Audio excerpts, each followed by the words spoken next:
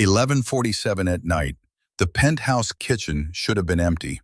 Garrett Sullivan pushed through the service entrance, toolbox weighing heavy in his callous grip, expecting gleaming marble countertops and a dripping faucet that couldn't wait until morning. The building manager's voice still echoed in his head. Water damage, electrical hazard, CEO personally requested best technician available. 11 years working as an engineer, 7 of those in desert heat building infrastructure while mortars whistled overhead. 4 more in the antiseptic corporate halls of Chicago. And he'd never once seen a repair that demanded midnight intervention. The door swung wider. Not the kitchen. Wrong turn in the identical white corridors of wealth. He stood frozen in the doorway of what had to be Victoria Ashford's private sanctuary, the space behind the carefully constructed armor, and the woman who terrified 500 employees sat crumpled on Italian tile in navy soap pajamas, arms locked around her knees, shoulders convulsing with the kind of sobs that come from somewhere bone deep and unreachable. A single candle burned on a birthday cake perched on the island. Chocolate frosting, professional piping, pink letters that spelled out a name. Happy birthday, Maya. Behind her, a photograph clung to the pristine white wall. A little girl maybe 5 years old, blonde hair catching sunlight, eyes the same startling blue as the woman now dissolving before him. Smile so bright and alive it felt like sacrilege to witness its frozen permanence. Victoria Ashford's head jerked up. Mascara streaked down porcelain skin like war paint melting in defeat. Their eyes locked across the space that separated maintenance engineer from CEO, poverty from power, the invisible from the untouchable. His toolbox hit the floor. Metal clanged against tile, shattering the sacred silence of grief, too private for witnesses. She didn't scream, didn't order him out with the Ice Queen voice everyone whispered about in break rooms. Her voice came out broken, barely above a whisper, and the words sliced through him like they carried physical weight. Please don't tell anyone what you saw here.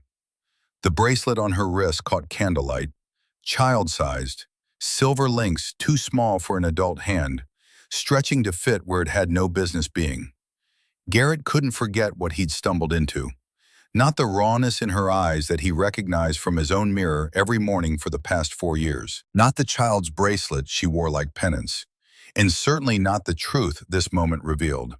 That the most powerful woman he'd never actually spoken to was carrying grief so heavy it had been killing her in silence, one midnight vigil at a time, while the rest of the world saw only the impenetrable facade. The summer Rebecca died still lived in his body like a second skeleton. Northwestern Memorial Hospital, oncology ward, machines beeping their countdown. His wife's hand had felt like paper in his palm, all substance burned away by poison meant to save her. Delaney, barely 2 years old, sleeping in the chair with the stuffed rabbit Rebecca had sewn during her last good weeks, little fingers clutching worn fabric instead of her mother's embrace. The question Rebecca asked haunted him more than her death. What are you most afraid of? And when he couldn't answer past the obvious, she'd supplied it for him. You're afraid you'll forget how to smile. That Laney won't remember me. He'd promised her then, promised Rebecca wouldn't become a ghost he carried in silence, that their daughter would grow up knowing her mother's terrible jokes and uncanny ability to burn even the simplest meals. 4 years later, he'd kept exactly none of those promises. The present tense of his life felt like play acting. Wake at 5:30.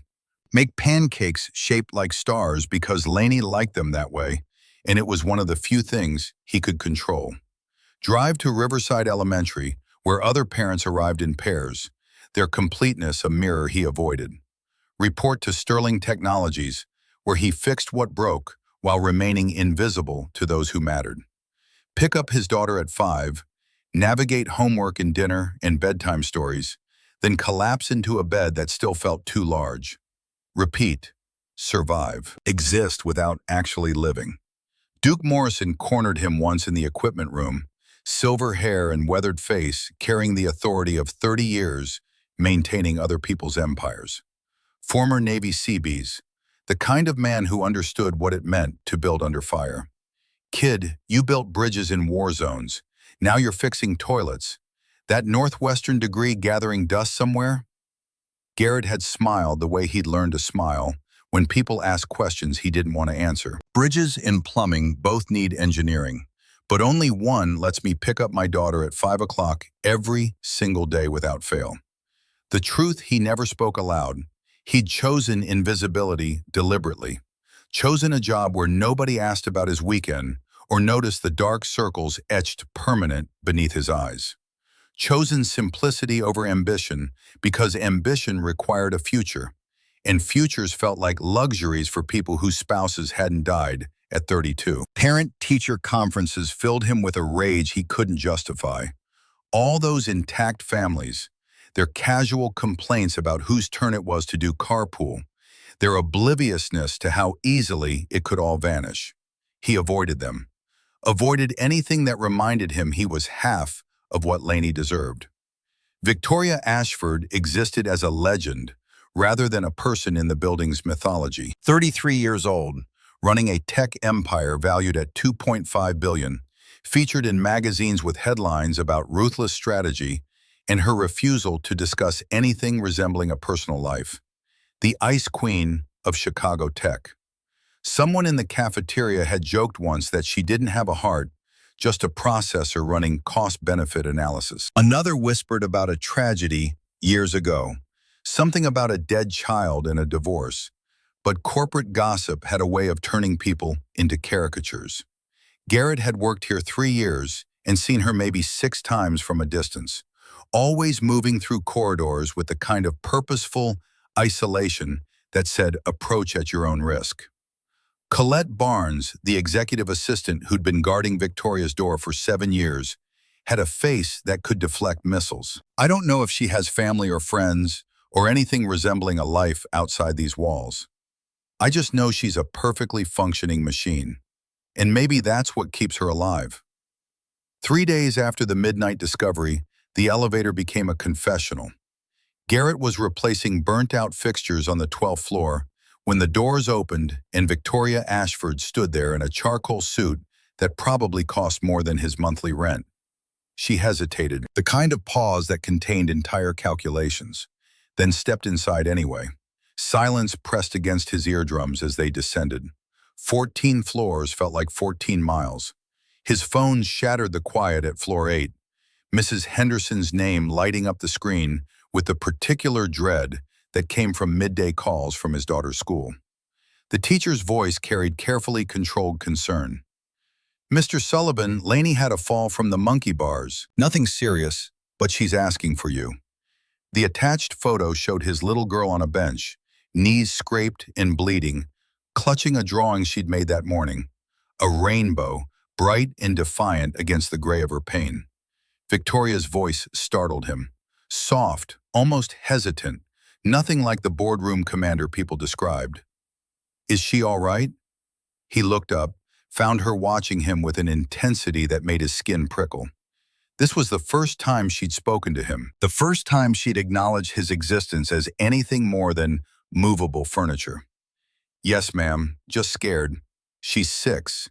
Everything feels catastrophic at 6. He held up the phone, showed her Lainey's tear-streaked face, the rainbow she'd drawn earlier clenched like a talisman. Victoria's entire body went rigid. She stared at the image like it contained secrets written in a language only she could read.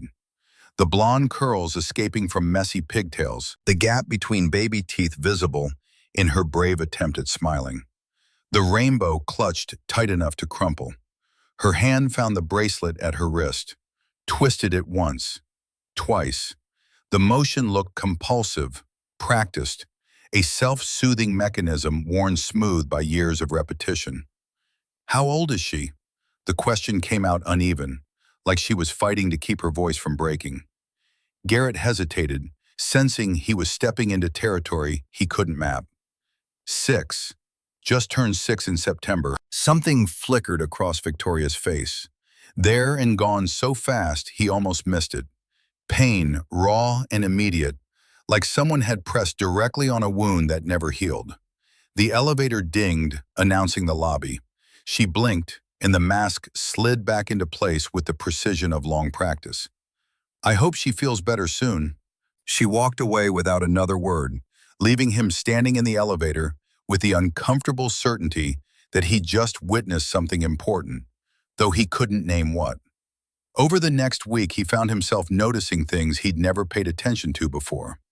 How Victoria arrived before everyone else and left long after the building emptied. How she never ate lunch in the cafeteria, never joined the other executives for their Friday rituals, never seemed to have anyone waiting for her anywhere.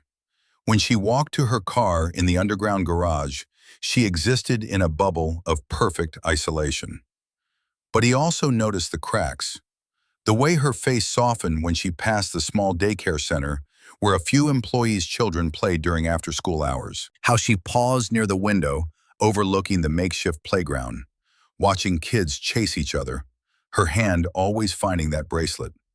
Once he saw her kneel down to help a little boy who dropped toy cars across the hallway, gathering them up with a gentleness that contradicted everything her reputation promised.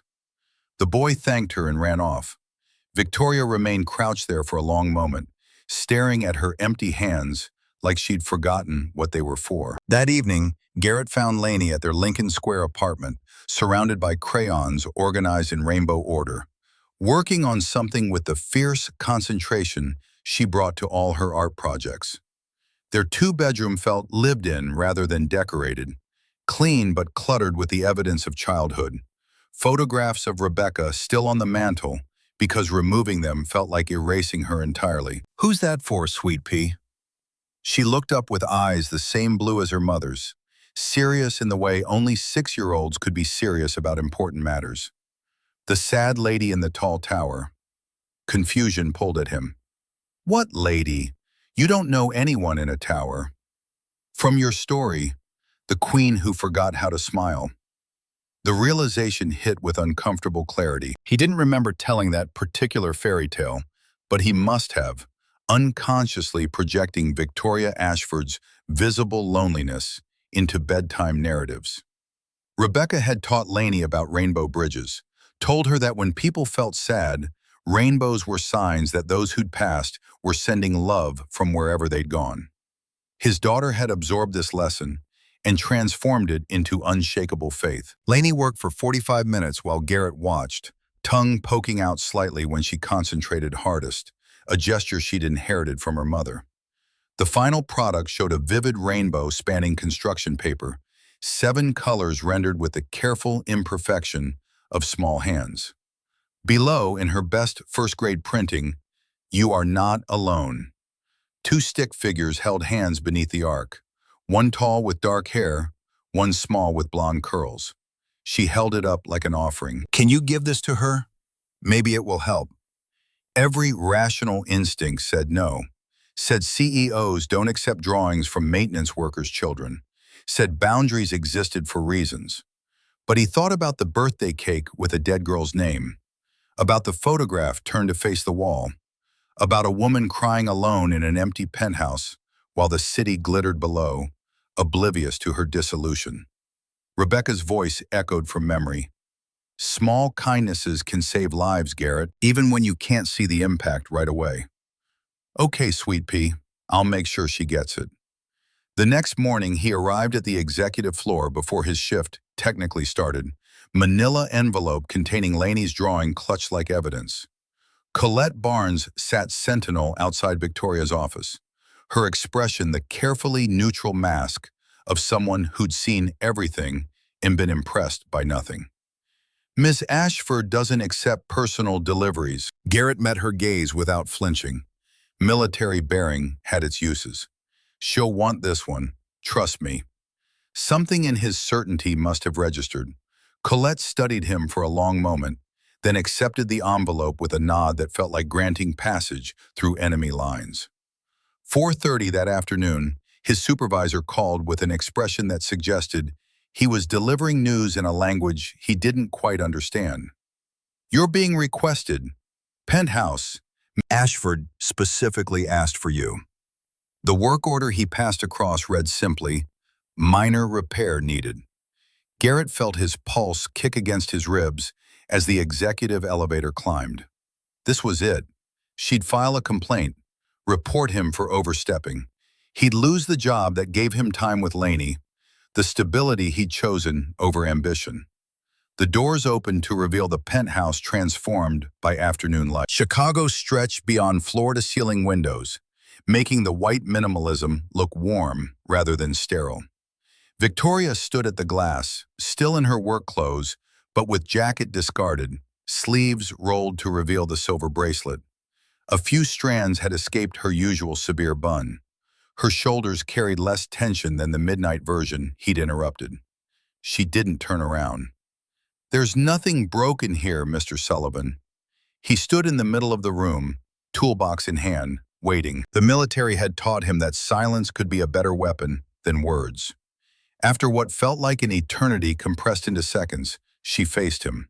Eyes red-rimmed but dry. Hands holding Laney's rainbow drawing like it was constructed from something more fragile than paper and crayon. "Your daughter drew this." Not a question, but he answered anyway. "Yes, ma'am, she wanted you to have it. She thought you looked like you needed a rainbow." Victoria's fingers traced the two stick figures holding hands, the connection rendered in crayon solidarity. Children see things adults miss. They haven't learned to look away yet. She walked to the kitchen island, the same one where he'd found her shattered, and set the drawing down with infinite care. Then she did something he didn't expect. Reached into her pocket and pulled out a photograph. Not the one from the wall, but something smaller, worn soft at the edges from being carried everywhere. She held it toward him like an offering or a confession. He approached slowly, the way one might approach a wounded animal, and took the photo with hands that suddenly felt too rough, too graceless for whatever he was about to witness. The little girl in the image couldn't have been more than 5, blonde hair like her mother's, same startling blue eyes, wearing a yellow dress and holding a rainbow pinwheel, frozen forever in a moment of uncomplicated joy, so pure it hurt to see. Victoria's voice came steady now, like she'd been rehearsing these words in the dark for years, and finally found someone who might listen. She loved rainbows. Every time it rained, she'd run to the window and wait for one to appear.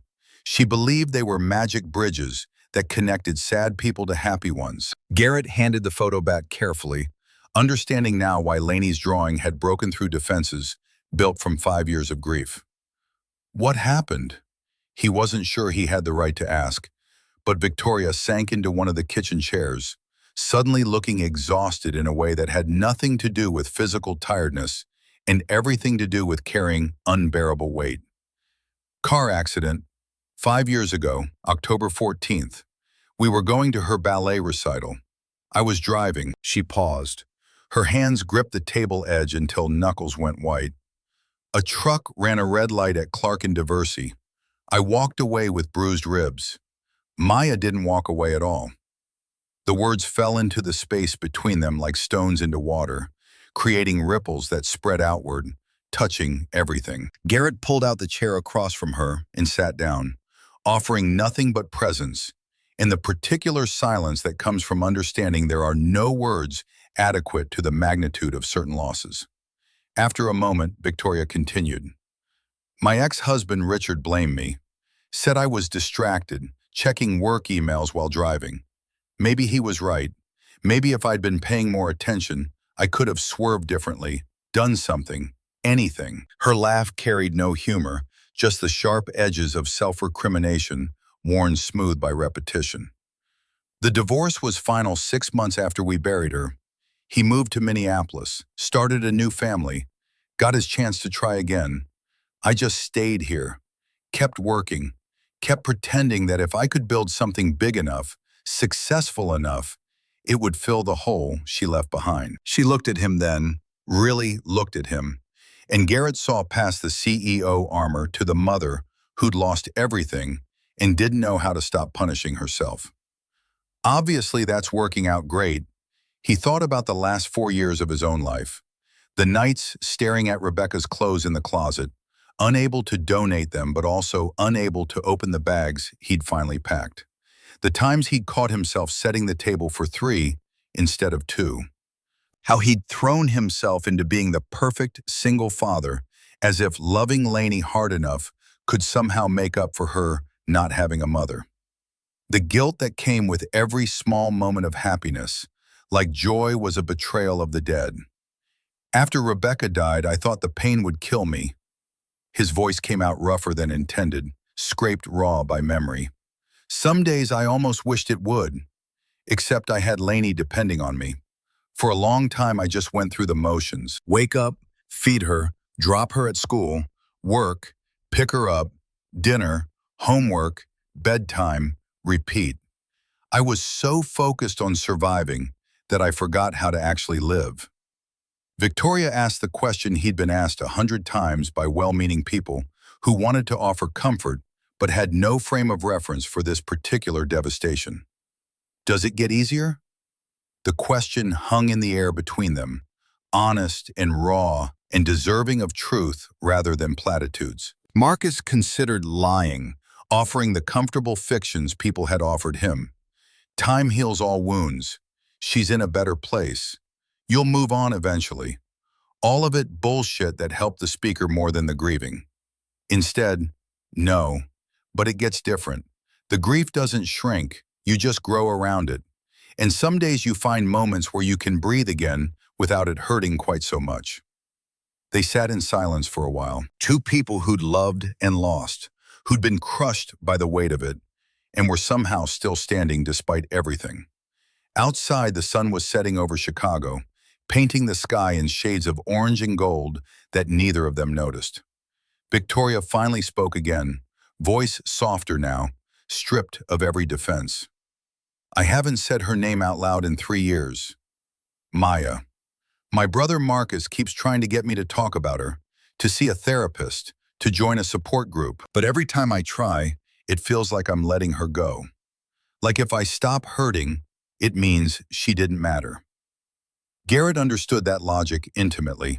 He'd used it himself, worn his grief like armor to prove that Rebecca had been real and important and worth mourning forever. Lainey asks about her mom sometimes, and I've learned that talking about the happy memories doesn't mean I'm forgetting the sad ones. It just means I'm letting Rebecca exist in more than one dimension. She was more than how she died. She was how she lived, too. Victoria wiped her eyes with the back of her hand, a gesture so unguarded it made her look younger, more human. I don't know how to do that. Be normal again. Let people in. Maya was everything, my whole world. When she died, I died too. This, she gestured at herself, at the pristine penthouse, at the empire she'd built. This is just a ghost going through the motions. Garrett leaned forward, his work-roughened hands clasped on the table. Then maybe it's time to start haunting differently. Not alone, not in silence. The words surprised him as much as they seemed to surprise her. This wasn't his business.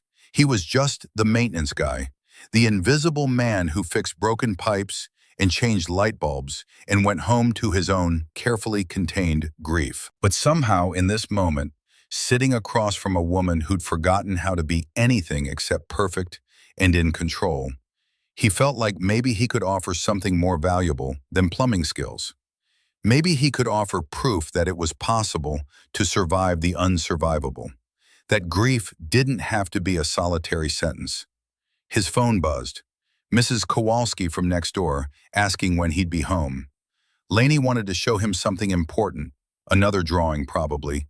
He stood reluctantly. I should go. My daughter. Victoria stood too, suddenly looking uncertain, like someone who'd forgotten how to ask for what she needed. Could you bring her here sometime? Your daughter. I'd like to thank her for the drawing. In person. Garrett studied her face, looking for signs this was a terrible idea, that he was crossing lines that would end badly for everyone. But all he saw was a lonely woman who'd been locked away from the world for too long, reaching out tentatively for connection, for something real. Lainey would be honored. She's got more questions than sense sometimes, but she's got a good heart. Something shifted in Victoria's expression. Not quite a smile, but close. Like muscles remembering how the motion worked. Saturday afternoon, I could order pizza. Saturday worked. As Garrett turned to leave, his eyes caught on something partially hidden beneath a stack of reports on Victoria's desk. A large envelope, return address visible. Whitmore and Associates, Minneapolis, MN, legal firm. Victoria hadn't opened it yet. He didn't mention it. Whatever trouble lived inside that envelope wasn't his concern. But something about it made his stomach tighten with premonition he couldn't name. Victoria followed his gaze and her jaw tightened almost imperceptibly. She walked him to the door, her hand finding the bracelet beneath her sleeve again. Thank you for the drawing, for seeing me, for not running away, for offering a sliver of hope that maybe, just maybe, it's possible to be something more than the sum of your worst days. Garrett left the penthouse feeling like the ground beneath his feet had shifted, like he'd stepped through a door he hadn't known existed and found himself in unfamiliar but not entirely unwelcome territory. The elevator descended slowly. He thought about Saturday, about Lainey's excited face when he told her she'd get to meet the sad queen from the story. He thought about Victoria's trembling hands holding that rainbow drawing like it was made of something precious and unbreakable. But he also thought about that envelope with the Minneapolis return address, still sealed on her desk. About the way Victoria's expression had shuddered when she'd noticed him looking at it. About the tension that had suddenly flooded back into her shoulders. Some doors, once opened, couldn't be closed again. He wondered if he'd just walked through one that would change everything, for better or worse. Saturday arrived cold and bright, one of those late October days when Chicago seemed sharper somehow, more vivid. Lainey had insisted on wearing her purple dress and the sparkly shoes that usually only came out for special occasions. She clutched a new drawing she'd made, this one featuring 3 stick figures and a rainbow twice as big as before. Garrett had tried to manage her expectations all morning. Miss Ashford is very busy and important. We shouldn't stay too long. She probably won't want to play. Lainey had listened with her serious face and then asked the question that had stopped him cold. Is she the queen from the story you told me? The one who lives in the tower? He'd knelt down to her eye level, tucking a curl behind her ear. Yes, sweetheart, something like that. Lainey had nodded, satisfied, and taken his hand. Then we'll help her remember how to smile again. Now, standing outside the penthouse door with his daughter bouncing on her toes beside him, Garrett wondered if this was a terrible mistake. But before he could reconsider, the door opened. Victoria stood there in jeans and a soft sweater, her hair down instead of pulled back in its usual severe style. She looked more like a real person than he'd ever seen her, and the nervousness in her eyes was almost endearing. Lainey didn't give him time to manage introductions. The words tumbled out in one breathless rush. Hi, I'm Lainey, and I'm 6 years old, and I drew you another rainbow because Daddy said you liked the first one. And that's a really pretty bracelet. And are you really a queen? Victoria blinked, clearly startled by the onslaught. And then something miraculous happened. She laughed, actually laughed, a sound so genuine and surprised that it transformed her entire face, erasing years in an instant. I'm not a queen, but thank you. I love your dress. Purple is a wonderful color. Lainey beamed and held out her drawing. This one's even better, see? There's you and me and Daddy, and we're all standing under the rainbow so the sad feelings can wash away. Victoria took the drawing with careful hands, studying it like it was a masterpiece in a museum. Her eyes went bright with tears, but she was smiling too. When she looked up at Garrett, he saw something in her face that made his breath catch. Gratitude, yes, but also something deeper. Recognition. A mirror of his own struggle to keep living when living hurts so much. It's perfect, seriously, the most beautiful rainbow I've ever seen. Would you like to help me hang it on my refrigerator? Lainey nodded enthusiastically and took Victoria's offered hand like they'd known each other forever, chattering away about her art teacher and her friend who could draw horses, and how she wanted to paint her whole room rainbow colors, but Daddy said that was too much. Garrett followed them inside, watching as his daughter's natural exuberance slowly chipped away at Victoria's careful composure. By the time the pizza arrived, Lou Malnati's deep dish, the best Chicago had to offer, Lainey had learned that Victoria liked pepperoni and hated mushrooms, that she'd never had a pet but always wanted a dog, that she knew how to say hello in 6 different languages. Victoria had learned that Lainey's favorite color changed daily, that she wanted to be an artist, or maybe a veterinarian, or possibly both, that she missed her mommy but knew she was watching from heaven with the angels.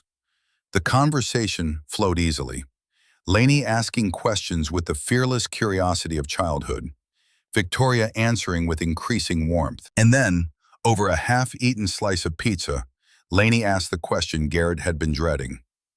"Do you have any kids, Miss Victoria?" The room went very quiet. Garrett opened his mouth to redirect, to save Victoria from having to answer, but she held up one hand to stop him. She set down her pizza carefully, wiped her hands on a napkin, and looked at Lainey with an expression that was both sad and serene. "I did. I had a daughter named Maya. She would have been 10 years old now." Lainey processed this with the matter-of-fact acceptance children bring to difficult truths. "Did she go to heaven with my mommy?" Victoria's voice wavered. "Yes, I think she did." Lainey nodded, satisfied with this answer. "That's good. Mommy needs friends too. She gets lonely sometimes, Daddy told me." She paused, tilting her head. "Do you get lonely?" Victoria glanced at Garrett, eyes shining, and he saw the exact moment she decided to stop pretending. "Yes, I get very lonely." Lainey slid off her chair and walked around the table to where Victoria sat. Without asking permission, she climbed into Victoria's lap and wrapped her arms around her neck in a fierce hug. "You don't have to be lonely anymore. Me and Daddy are good at keeping people company. Right, Daddy?" Garrett's throat was too tight to answer right away. He watched Victoria's face crumple, watched her arms come up slowly to hold his daughter, watched tears slip down her cheeks as she buried her face in Lainey's curls. It was the kind of moment that felt too private to witness and too important to look away from. "Right, we're pretty good at that." 2 months transformed routine into ritual. Saturday afternoons meant pizza at Victoria's penthouse, Lainey's drawings accumulating on the refrigerator until the stainless steel disappeared behind a gallery of crayon rainbows. Sunday mornings brought Lincoln Park, when weather permitted, feeding ducks by the pond while Chicago woke up around them. December cold bit hard, but Lainey refused to miss their outings, bundled in a purple coat that matched her perpetual optimism. Victoria learned to laugh without the immediate flood of guilt that had silenced joy for half a decade. The sound came easier each week, less rusty, more genuine. Garrett felt something in his chest loosening, a tension he'd carried so long he'd forgotten it wasn't permanent. They never called it dating, never defined what was happening in the space between friendship and something neither wanted to name too quickly, afraid of jinxing fragile hope. But Sterling Technologies noticed. Breakroom conversations developed an edge when Garrett passed. Eyes tracked him with new curiosity, speculation humming beneath the professional veneer. Victoria arrived at 9 instead of 6, left by 7 instead of midnight. She took actual lunch breaks, smiled at people in elevators, remembered names, asked about families, led with something that looked suspiciously like compassion rather than cold calculation. Duke Morrison cornered Garrett in the equipment room on a Friday afternoon, silver hair and weathered Navy Seabee's face, carrying knowledge earned through decades of watching corporate theater. "Kid, I don't know what you're doing, but Victoria Ashford is different." He set down the wrench he'd been wielding with more force than necessary. "She's human now. Actual human.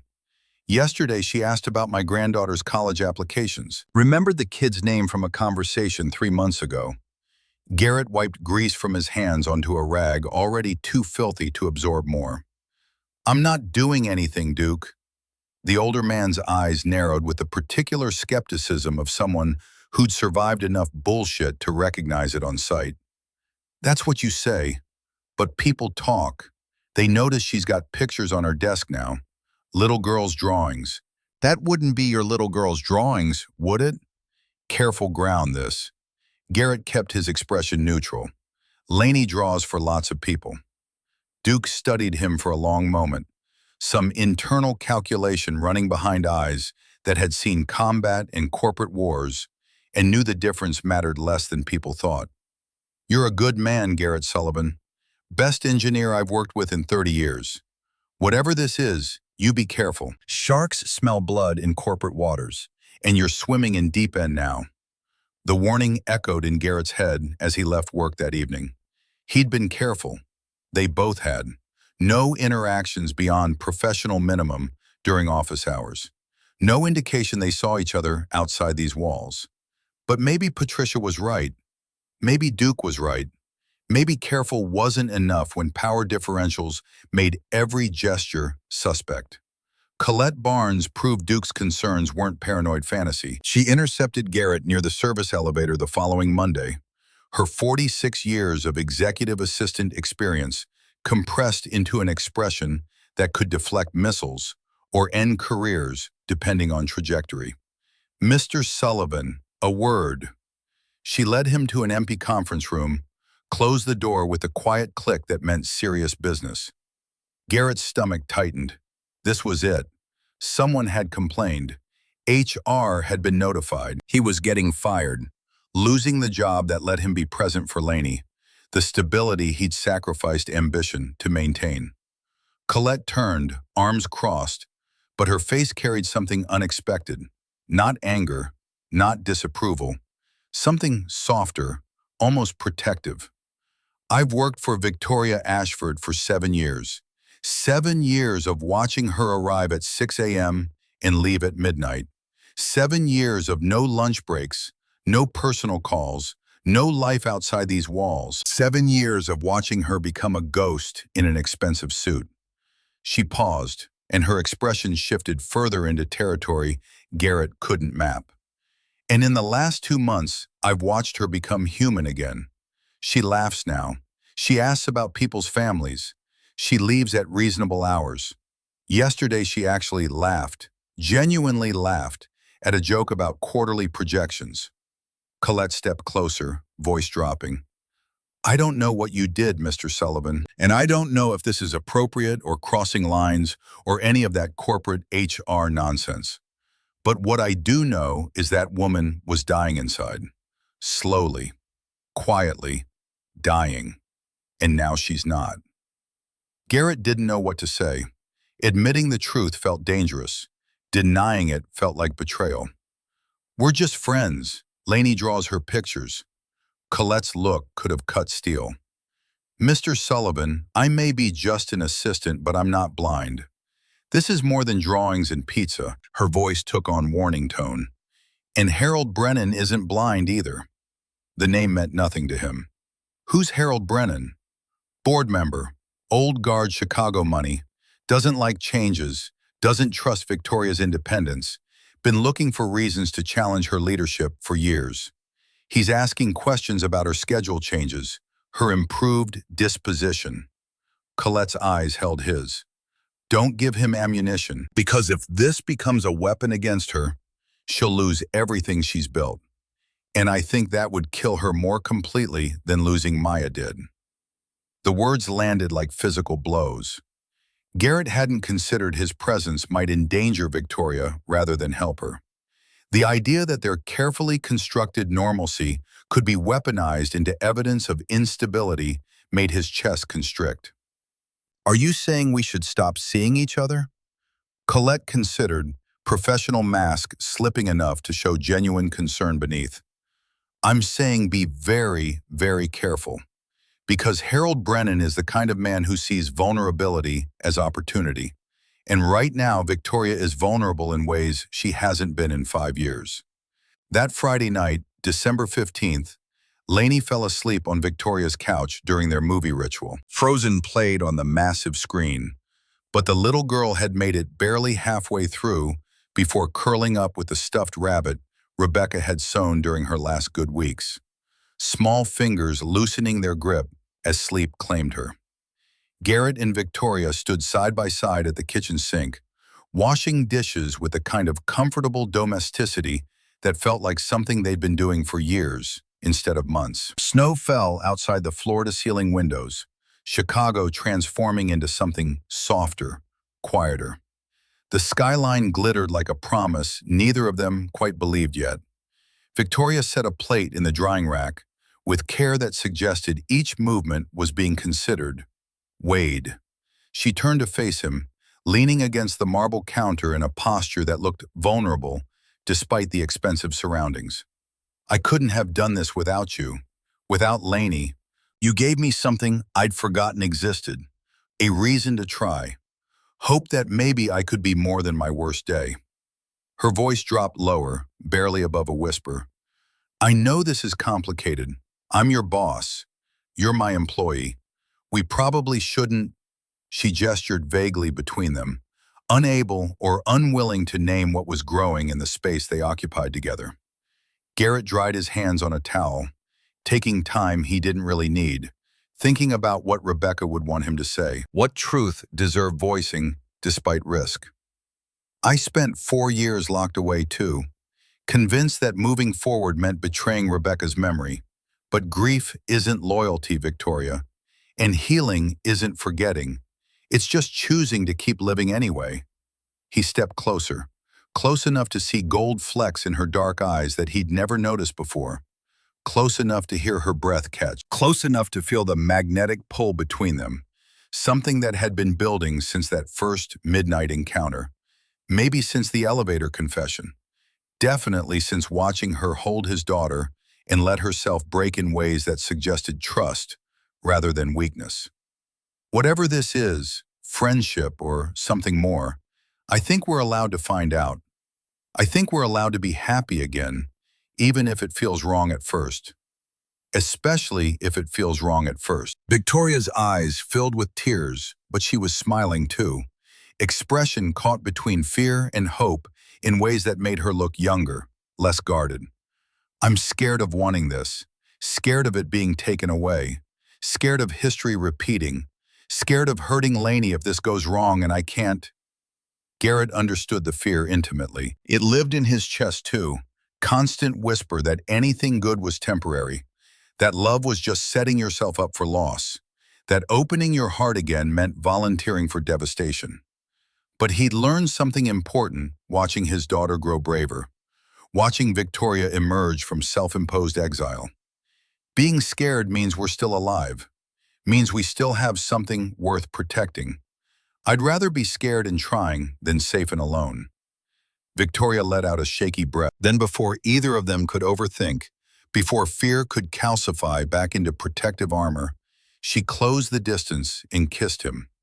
Tentative and sweet, tasting of hope and possibility, and the strange courage it took to let yourself be vulnerable again after grief had taught you that vulnerability meant suffering. First kiss in 4 years for him, 5 for her. A miracle neither had expected to experience again. When they broke apart, Victoria rested her forehead against his. "So we try." "Yeah, we try." Monday morning arrived with Colette Barnes blocking Garrett's path to the service elevator, her face carved from stone in ways that made his pulse spike.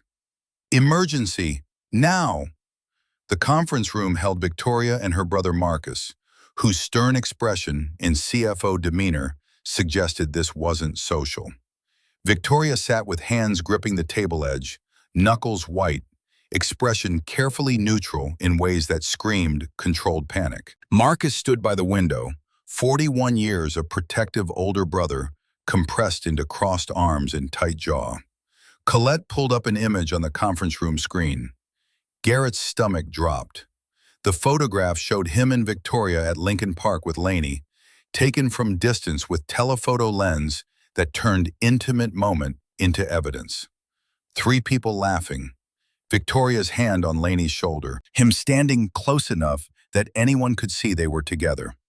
That this wasn't CEO doing charity work with employees' kid, that this was something personal and therefore damning. Anonymous tips sent to board members. 2 members called emergency meeting for next week. They're citing conflict of interest in compromised judgment. Ice settled in Garrett's stomach. The particular cold of watching worst fears materialize into concrete threat. This was what Duke warned about. What Colette warned about. Not just gossip, but actual consequences. Victoria could lose her position, the company she'd built from grief and determination. His fault for crossing lines he'd known better than to cross, for letting hope override caution. He stood. I'll resign. Tell the board it's over, that it was a mistake, that... Victoria cut him off, voice sharp as broken glass. No, we're not doing that. We're not lying and you're not falling on your sword for me. Marcus Ashford spoke for the first time, deep voice carrying measured authority. Victoria's right. Resignation admits wrongdoing. And there is no wrongdoing. 2 adults in a relationship isn't a crime. Colette shifted uncomfortable. But there's optics. CEO dating maintenance worker. Marcus turned from the window. CEO dating former Army Corps lieutenant who has engineering degree from Northwestern, graduated top 10% of his class, served with distinction, chose different path for his daughter. He looked at Garrett with something like respect. You didn't think I'd do homework? Victoria spoke to Colette. Schedule the board meeting. I'll handle this. After Colette left, Marcus addressed Garrett directly. This isn't just about optics. My ex-brother-in-law Richard has been circling for years, waiting for opening to challenge Victoria's leadership. This gives him ammunition he's dreamed about. The name Richard triggered recognition. The ex-husband, the one who'd blame Victoria for Maya's death, who'd abandoned her and started fresh in Minneapolis. What's he want? Marcus's expression darkened. To destroy her. Revenge disguised as concern. That envelope she hasn't opened? That's from his lawyers. Has been sitting on her desk for 2 months. Victoria looked at the envelope like it might contain live explosives. I know what it says. I don't need to open it to know Richard sees opportunity to finish what he started 5 years ago. Garrett wanted to ask what that meant, but Victoria's phone shattered the moment. Riverside Elementary, Mrs. Henderson. His daughter's school calling at 2:15 in the afternoon never meant anything good. Victoria handed him the phone without looking at the screen, some instinct telling her this concerned him. Mr. Sullivan, there's been an accident. Lainey fell from the monkey bars. She hit her head. Ambulance is taking her to Northwestern Memorial. The world tilted. This was Rebecca again. Hospital smell. Waiting. Crushing possibility of loss. His mind supplied terrible scenarios with the efficiency of someone who'd already lived through worst-case outcomes, who knew exactly how fast everything could vanish. Hands shaking so badly he could barely hold the phone, he called Victoria back. Lainey's hurt. Hospital. I'm going there now. He heard her say something to the room, heard urgency in her tone. I'm coming. Which hospital? You don't have to. You have your meeting. I'm coming. She hung up. Northwestern Memorial's ER waiting room smelled of antiseptic and fear, the particular combination that lived in Garrett's nightmares. He paced because sitting felt like accepting paralysis. Rebecca dying here. Now possibly Lainey, the universe taking everything that mattered because he dared to feel happy again. Because he'd forgotten that happiness was privilege, not guarantee. Victoria arrived 12 minutes later, abandoned M in a presentation and $500 million deal, and executives who would be furious, and Harold Brennan who would have ammunition. She walked straight to him, face pale, and without words sat beside him and took his hand. Held tight. They didn't talk. There was nothing to say. They just existed in that awful, liminal space where everything hung in balance, where prayers felt both essential and useless, where time stretched and compressed until minutes became meaningless measure. 45 minutes that felt like years before Dr. Patricia Okafor emerged in scrubs that suggested she'd come directly from wherever they'd taken his daughter. Family of Delaney Sullivan? Garrett jumped up, heart hammering. That's my daughter, is she? Doctor, Okafor smiled, genuine warmth that made his knees nearly buckle. She's going to be fine. Concussion, fractured left wrist, but no serious damage. We're keeping her overnight for observation, but kids are resilient. She'll heal quickly. Relief hit so hard Victoria's hand was the only thing keeping him upright. When he looked at her, tears were streaming down her face, expression caught between joy and something that looked like terror. They were allowed in shortly after. Lainey lay groggy from pain medication, left wrist encased in bright purple cast she'd apparently chosen herself, but smiling when she saw them. Hi, Daddy. Hi, Victoria. You both came. Her good hand reached for both of them, pulling them close with 6-year-old insistence. Garrett sat on one side of the bed, Victoria on the other. His daughter looked at them with sleepy contentment that suggested this was exactly how things should be, that their presence together was natural order rather than complicated arrangement. I knew you'd both come. After Lainey drifted back to sleep, Victoria excused herself. Garrett found her 10 minutes later in the hospital corridor, leaning against the wall, whole body shaking with tremors she couldn't control. Breath coming in short, fast gasps that signaled panic rather than relief. I can't do this. I can't lose another child. The words came out strangled, torn from somewhere deep. He pulled her against him, feeling panic like physical thing trying to claw its way out. Lainey's alive. She's okay. This isn't 5 years ago. This is different. But Victoria was somewhere else, lost in trauma triggered by hospital sounds, an antiseptic smell, and terror of child in danger. This is what happened with Maya. Hospital corridor, waiting, and then they came out and said she didn't make it, that there was nothing they could do, that I'd killed my daughter because I was checking email instead of watching the road. She couldn't finish, sobbing now in ways that suggested dam breaking, 5 years of held grief flooding out at once. Garrett held her while she shattered, thinking about how trauma could lie dormant for years, then ambush when least expected. Lainey's accident had ripped open wounds Victoria had been trying so hard to heal, showed her how paper-thin the line was between ordinary life and unbearable loss. Footsteps in the corridor made him look up. 2:30 in the morning, according to the wall clock. A man stood watching them, mid-30s, expensive suit despite the hour, dark hair and sharp features that might have been handsome without the calculating coldness in his eyes. He looked at Garrett, then at Victoria, still pressed against Garrett's chest, and something like satisfaction crossed his face. Victoria, we need to talk about what's best for everyone. Victoria's head came up, eyes widening with recognition and something that looked like dread. Richard, how did you even know to come here? He smiled without warmth.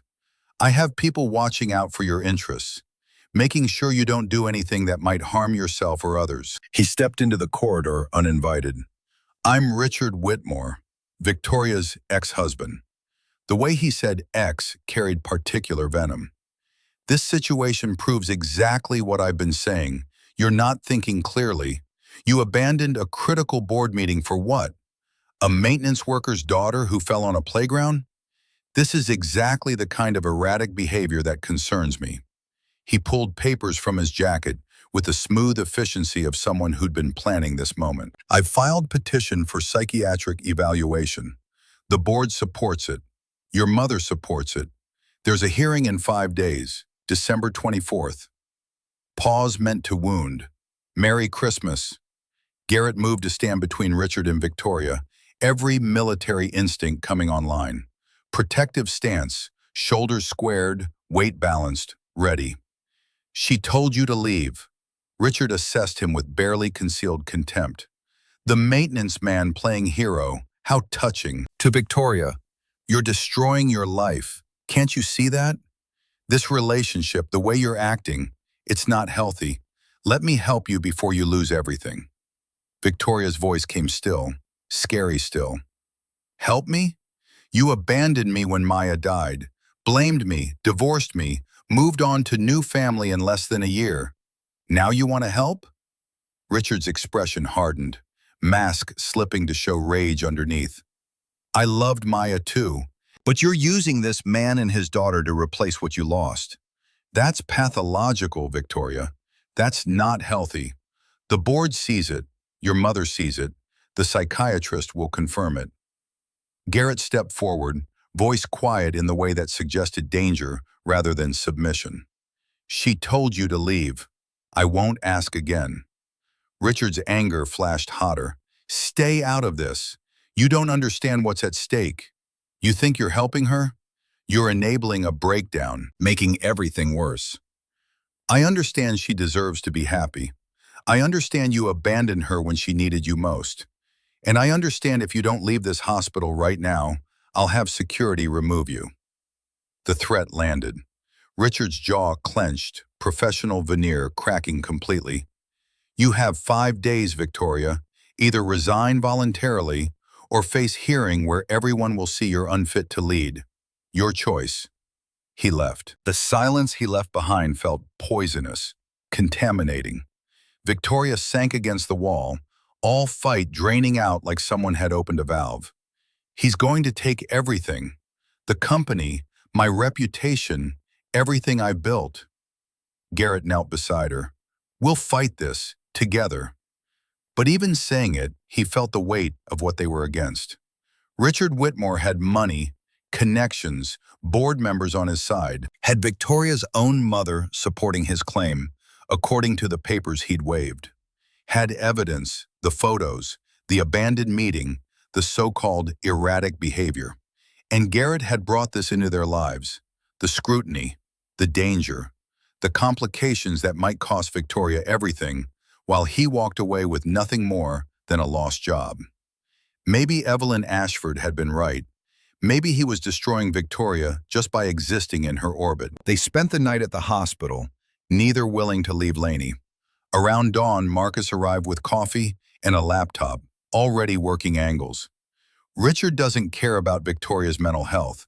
There's another motive. Always is with him. Always about money. He looked at Garrett. I need your help finding it. Over the next 3 days, they built their case. Colette provided a flash drive containing company performance metrics, all up under Victoria's recent leadership. Employee satisfaction scores highest in 5 years. Innovation benchmark showing 40% increase since May. This isn't breakdown, Colette said, handing over the evidence. This is healing. Garrett researched late at night after Laney fell asleep, her purple cast propped on pillows and pain medication keeping nightmares at bay. Google searches for Richard Whitmore plus business deals, venture capital, Minneapolis connections. The pattern emerged slowly, then all at once. Richard's firm, Whitmore Capital Partners, had recently invested heavily in Titan Software Solutions. Titan was Sterling Technologies' direct competitor, bidding for the same contracts, targeting the same markets. If Victoria was removed, the board would likely sell. Titan was positioned to bid highest. Richard would make commission on the deal. Estimated value, $50 million. Marcus studied the findings with grim satisfaction. We need hard evidence, contract, emails, something undeniable. But how do we get it? The answer came from unexpected source. Friday afternoon, 2 days before Christmas Eve hearing, an email arrived on Marcus's phone. Sender, EA.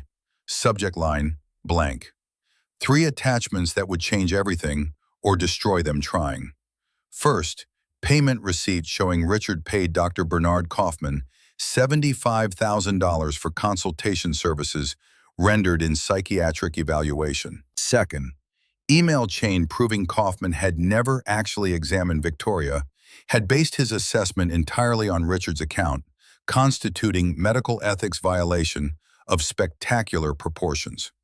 Third, contract between Richard and private investigator, hiring surveillance of Victoria Ashford's personal activities, Illegal under Illinois law without legitimate cause.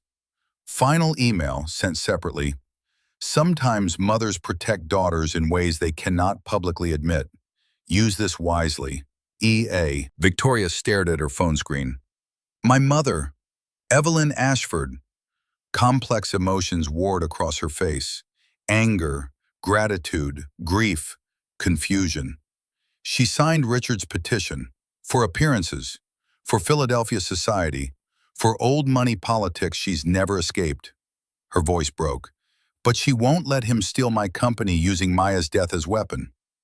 Christmas Eve morning arrived with snow falling thick over Chicago, transforming the city into something softer than its usual sharp edges. Morrison and Caldwell LLP occupied a glass tower downtown, conference room on the 40th floor, offering views that felt like judgment from on high. The board filed in at 9:50, 10 minutes early, expressions ranging from uncomfortable to hostile to carefully neutral. Harold Brennan led the opposition, 65 years of Chicago money and traditional power compressed into expensive suit and patrician disdain. Richard Whitmore sat in the back row, confident smirk already in place, already tasting victory. His legal team, 3 lawyers from firms that charge more per hour than Garrett made in a week, arranged documents with the precision of people who'd done this before, who knew how to dismantle lives using procedure and propriety. Chairman Walter Hendricks called the meeting to order. 72 years of mergers and acquisitions, giving him the stern authority of someone who'd built career on fairness, but also following rules to their logical, sometimes brutal, conclusions. Richard's lead attorney presented their case with surgical precision. Photos from Lincoln Park, testimony about the abandoned $500 million M&A meeting, Dr. Kaufman's psychiatric evaluation, citing unresolved grief, transference, impaired judgment, erratic behavior consistent with clinical depression. Harold Brennan's statement about unprecedented CEO conduct, increasing distraction, personal life compromising company leadership. The evidence looked damning. Board members shifted uncomfortably, murmurs of agreement spreading like infection. This was what corporate takedowns look like. Not dramatic, just death by accumulated detail. Reputation destroyed through bureaucratic process. Then Marcus stood with the flash drive containing performance metrics, employee testimonials, innovation awards. He presented Victoria's transformation not as breakdown, but evolution. Her recent changes correlating with company's best quarter in 5 years, rather than its deterioration. Colette testified with 7 years of observations, describing the difference between ghost, inexpensive suit, and actual human being leading with both head and heart. For 5 years, Ms. Ashford was brilliant but empty. In the last 6 months, she became person again. That's not weakness, that's resurrection. When Garrett was called to testify, Richard's attorney went for the throat, the maintenance worker angle, the inappropriate relationship, the manipulation of wealthy, vulnerable woman. Each question designed to paint him as opportunist, Victoria as victim of her own compromised judgment.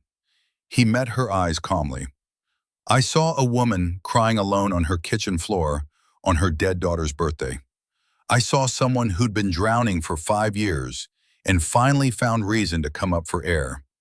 My 6-year-old daughter drew her a rainbow because children see what adults miss. That Victoria Ashford wasn't ice queen or robot. She was just someone who'd forgotten how to ask for help. When the attorney tried to diminish him as just a maintenance worker, Marcus interrupted with Garrett's actual credentials. Northwestern engineering degree, Army Corps lieutenant, infrastructure built in combat zones. He chose maintenance work because it gave him time with his daughter after his wife died. That's not lack of ambition, that's priorities. The room shifted. Classist arguments suddenly looked uglier when stated plainly. Then Marcus dropped the bombshell, contracts, payment records, email chains proving Richard's financial stake in Victoria's removal, in Titan's acquisition, in $50 million contingent on destroying his ex-wife's company, using their daughter's death as leverage. But Richard's lawyer was good, experienced, knew how to recover. Even if Mr. Whitmore has financial interest, that doesn't disprove the psychiatric evaluation. Two things can be true. He wants money, and she needs help. The point landed. Richard's motives didn't negate Victoria's potential instability. They were going to lose. Then Victoria stood and walked to the center of the room, facing the board directly, shoulders back, every inch the CEO they'd forgotten she could be. You want to know if I'm stable? Let me tell you about stability. Victoria's voice came steady, each word carrying weight earned through 5 years of silence, broken deliberately in this moment. 5 years ago, October 14th, I was driving my daughter to her ballet recital. She was 5 years old, wearing a yellow dress, holding a rainbow pinwheel, talking about how she was going to dance so well that mommy would smile again because she was worried I worked too much, that I was too sad. The conference room had gone completely still. Board members who'd been shuffling papers, checking phones, maintaining professional distance. All of it stopped. A 5-year-old was worried about me, trying to fix her mother's unhappiness while I was too consumed with quarterly projections to notice her small hands reaching out. Victoria's voice cracked, but she pushed through. A drunk driver ran a red light at Clark and Diversey. I walked away with bruised ribs. Maya didn't walk away. She died before the ambulance arrived. I held her and felt her stop breathing, and there was nothing, absolutely nothing I could do except watch my entire world end in the space between heartbeats. Harold Brennan looked away. Other board members shifted uncomfortably. This was too personal, too raw, the kind of pain that made professional detachment impossible. Victoria didn't let them escape. For 5 years, I punished myself, worked 80-hour weeks, shut out everyone who tried to reach me, built walls so high I couldn't see sky anymore. I built this company into what it is because I had nothing else to live for. She gestured at the performance metrics Marcus had presented. Look at the numbers. 5 years of growth, 5 years of profits, 5 years of me being exactly what you wanted, a machine that delivered results without messy human complications. Her hands clenched at her sides. But I was dying inside, slowly, quietly, dying. And you know what? Nobody cared because the stock price kept rising. She turned to Dr. Kaufman, whose expensive suit and professional credentials couldn't hide the discomfort creeping across his face.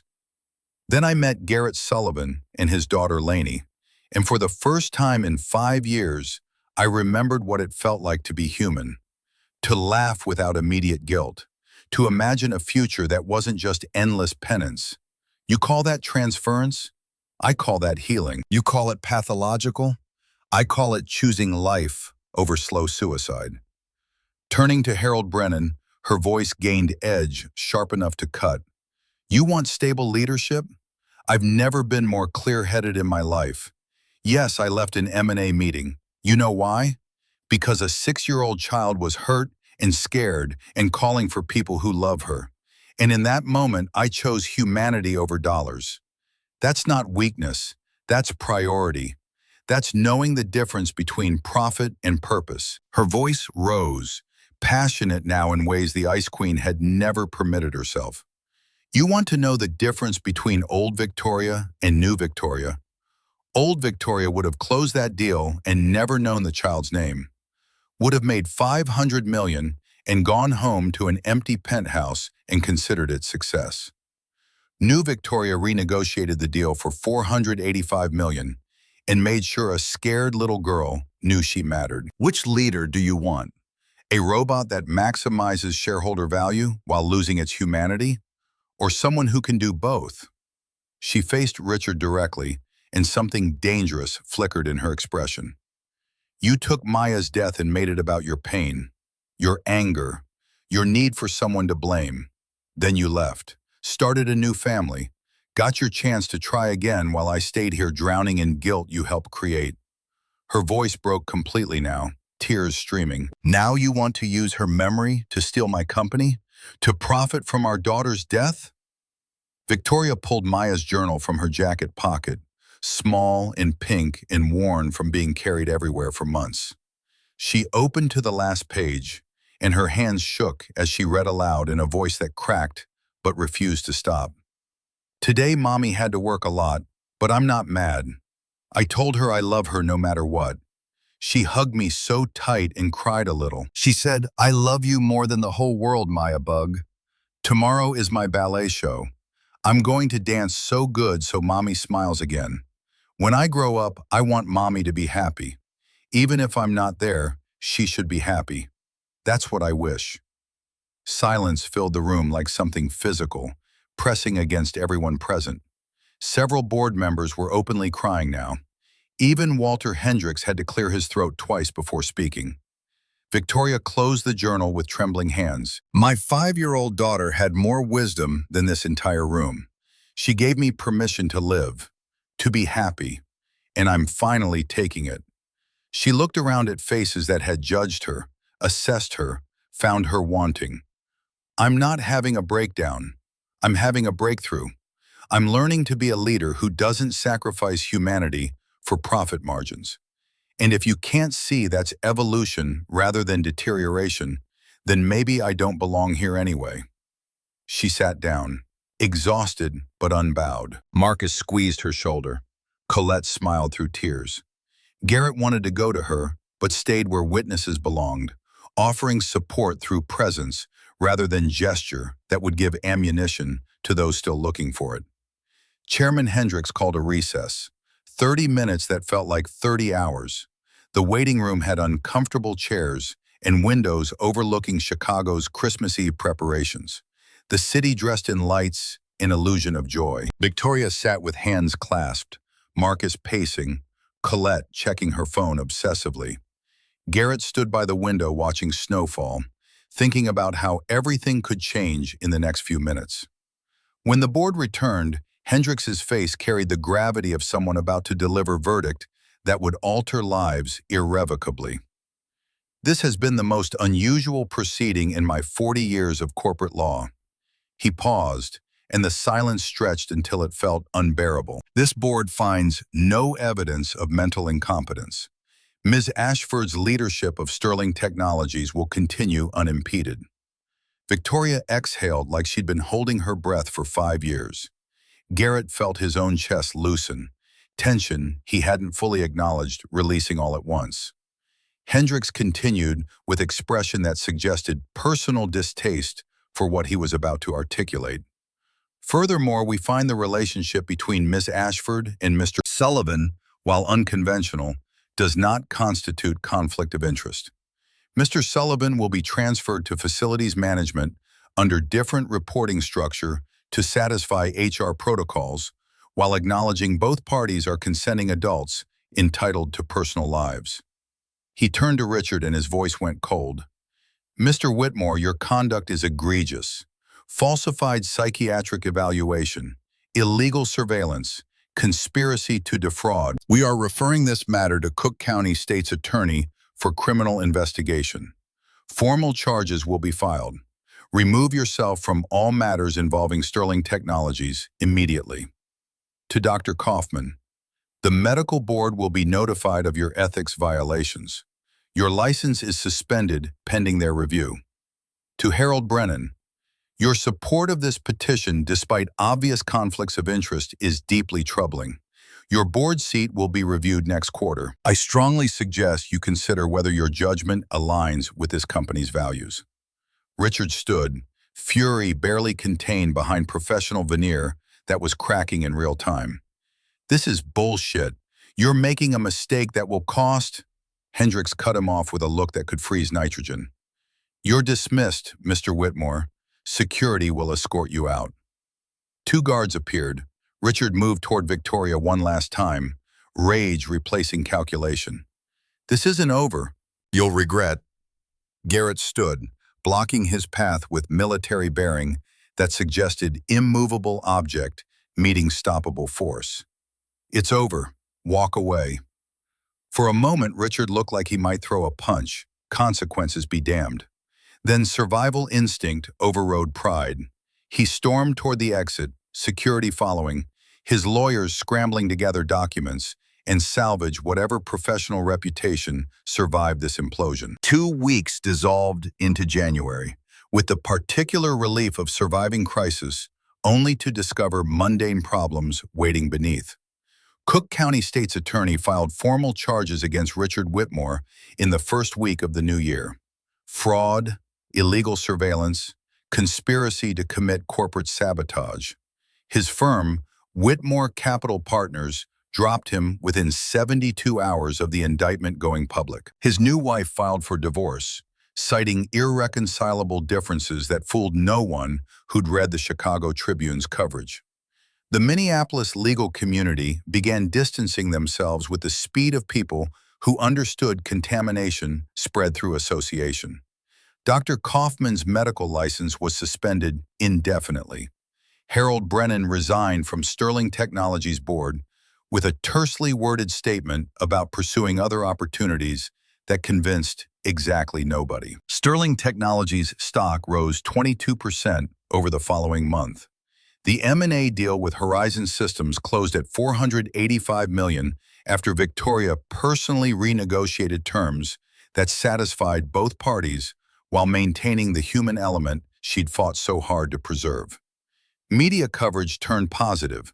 Profiles about the CEO who chose humanity, features in Forbes and Bloomberg about leadership evolution. Victoria declined most interview requests. She'd had enough of being public symbol for anything. Employee morale reached levels Colette said she'd never witnessed in 7 years. The cultural shift Victoria had inadvertently created by admitting her humanity rippled through every department. People smiled in elevators, took actual lunch breaks, brought photos of their families to work without fear of seeming uncommitted to corporate success. But not everything resolved neatly. Some board members remained uncomfortable despite official approval. Office gossip continued. Garrett sometimes felt stares when he walked through certain departments, heard whispers that cut off when he approached. The scrutiny wore on him in ways he hadn't anticipated. One evening in early February, Victoria came to his Lincoln Square apartment for the first time. She'd always hosted before, the penthouse offering space and privacy his modest two-bedroom couldn't match. But Lainey had asked why Victoria never visited them, and the question carried enough innocent logic that refusal felt impossible. The apartment felt smaller with her in it. Rebecca's photographs still decorated the walls. Garrett hadn't removed them, felt like doing so would erase her from Lainey's daily life. Victoria studied them with something that looked like recognition, like she understood the impulse to keep the dead visible, even when their visibility sometimes hurt. After Lainey went to bed, they sat together on the couch that had witnessed 4 years of Garrett's solitary evenings. Victoria looked more uncertain than he'd ever seen her. Richard's trial is scheduled for May. His lawyers are already making noise about calling me as witness, about deposing Lainey, about turning this into spectacle. She paused, exhaustion evident. Maybe it would be easier if I just... Don't, Garrett's voice came firm. Don't let him win by making you second-guess what we have. That's exactly what he wants. But doubt had taken root anyway, watered by weeks of scrutiny and professional consequences neither had fully anticipated. Recovery took longer than a hearing, longer than vindication, longer than deciding to be happy. Sometimes it meant stumbling forward despite uncertainty, despite fear, despite knowing that choosing vulnerability meant accepting the possibility of pain. March brought Evelyn Ashford to Chicago for the first time in 6 years. She called ahead, formal and stiff, requesting to meet Victoria at the penthouse. They sat separated by expensive carpet in accumulated silence, mother and daughter trying to bridge a gap that felt wider than the 3 feet between them. Evelyn looked older than Victoria remembered. Silver hair and pearls and Chanel suit representing old money Philadelphia in every expensive thread. But her eyes held something unexpected. Not approval exactly, but something softer. Your father would have been proud, not of the spectacle, he hated public displays, but of you standing up for yourself finally. She took a breath that seemed to cost her something. I'm trying to be proud too. It's harder for me. I've spent 62 years caring more about appearances than truth. Victoria felt tears threatening. Why didn't you come when Maya died? When I needed you most? Evelyn's composure cracked slightly. Because I didn't know how to help. Because watching you grieve reminded me of losing your father, and I couldn't face that pain again. So I hid in propriety like I always have. Her voice dropped. But I'm trying to learn different way, if you'll let me. The hug they shared felt awkward, uncertain, but it was real. A beginning rather than resolution, but beginnings mattered. April arrived with cherry blossoms and the particular joy Chicago residents felt after surviving another brutal winter. Sunday morning found Garrett, Victoria, and Lainey at their usual spot in Millennium Park, ritual they'd maintained through scandal and aftermath. Lainey ran ahead toward the pond, purple jacket discarded on the bench. Garrett stopped walking. Victoria turned, question in her expression that shifted to understanding when she saw what he held. 3 items, each carrying weight beyond monetary value. His father's dog tags, worn smooth from years of carrying. Rebecca's wedding band, simple gold she'd worn for 8 years. And Maya's silver bracelet, the one Victoria wore every single day. 3 people we loved. 3 reminders that love doesn't end. It just changes form and keeps going. His voice came steady. Rebecca taught me how to love. Your marriage to Richard taught you what love shouldn't be. Maya taught you that love means letting people be happy, even in absence. He knelt on the grass by the pond. Victoria Ashford, will you marry me? Build a family with Lainey and me. Not to replace what we lost, but to honor it by moving forward. Victoria's tears were already falling. Yes, obviously yes. Lainey's squeal startled every duck within half a mile. She ran full speed, launching herself at both of them with 6-year-old enthusiasm. I knew it! Can I be Flower Girl? They were laughing and crying simultaneously.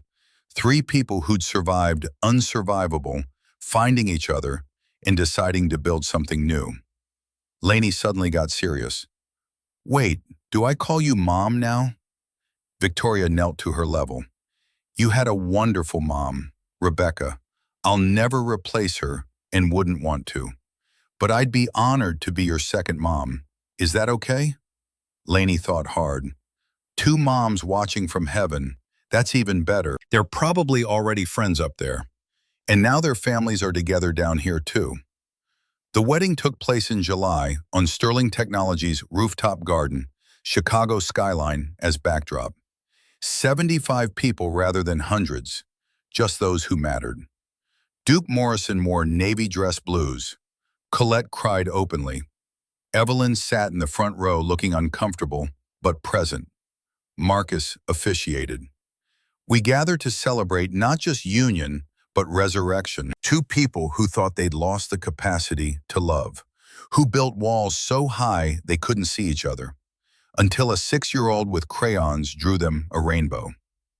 Lainey served as Flower Girl in rainbow dress, scattering petals with enthusiasm, some landing in Garrett's hair.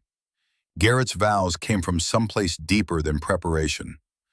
I thought Rebecca was my one chance at happiness, but she taught me how to love, how to be a father, how to be a man. And wherever she is, she's happy I found you. I promise to see you, really see you, every day, to build a life that honors the past while embracing whatever future we can make. Victoria's vows trembled at first, then steadied. For 5 years I was a ghost. You didn't save me, that's not your job, but you showed me I could save myself. I promise to choose happiness, to choose us, to remember that love isn't replacement, it's evolution. When asked if anyone wanted to speak, Lainey demanded the microphone. Grown-ups make things complicated, but it's simple. We were all sad. Now we're happy together. Mommy Rebecca and Maya sent us rainbows to say it's okay. The end. The reception featured first dance to Rainbow Connection because Lainey insisted. Garrett couldn't dance, stepping on Victoria's feet twice. She didn't care, laughing in ways that erased years from her face. Duke Morrison's toast brought laughter and tears. Never thought I'd see the Ice Queen melt, or the kid genius stop hiding. But here we are, to finding family in unexpected places, to courage to be seen, to building bridges instead of walls. Late in the evening, Evelyn approached Victoria with champagne softening her edges. Your father would have loved him, would have loved seeing you smile like this. I'm sorry I wasn't there when you needed me. Maybe we can both try not hiding anymore? The hug looked less awkward than before.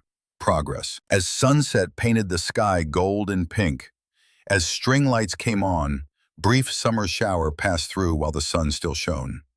Lainey shouted, "Rainbow, look!" Perfect double rainbow arced across the skyline, Navy Pier to Willis Tower, impossible to miss. Maybe just weather, maybe something more. Maya and Mommy Rebecca did it. They sent a rainbow for the wedding. Victoria pulled them both close. Maya always said rainbows were bridges. I think we made it across. Yeah, we made it. Music continued. Guests danced. The city sparkled below like promise. 3 people stood together as the rainbow slowly faded, built from broken pieces, held together by love that chose risk over safety, hope over fear, trying over surrender. Worth everything.